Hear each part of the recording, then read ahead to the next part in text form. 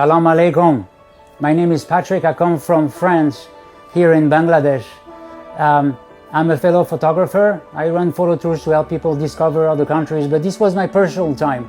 I wanted to discover a new place, a new country, and I met Akash and looked at his pictures and said, this is the place I want to be. These are the people I want to meet. This is the person I want to meet to help me bring my photography to a next level.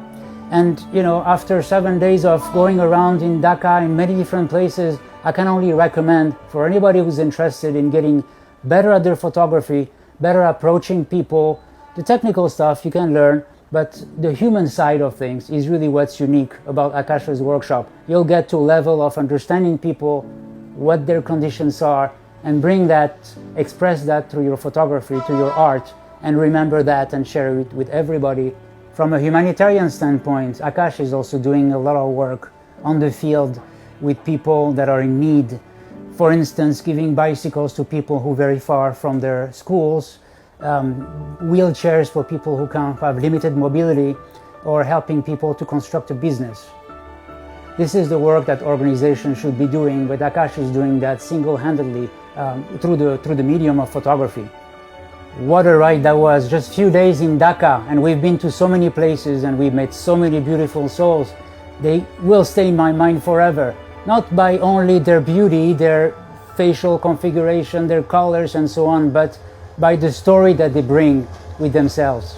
So to conclude, I'd like to thank Akash for the time he spent with me, guiding me through Dhaka. Of course, he knows very interesting places, the places they really deserve to be visited, not only as a photographer, but also as a human being, to witness what's the reality of the people, what they live in here.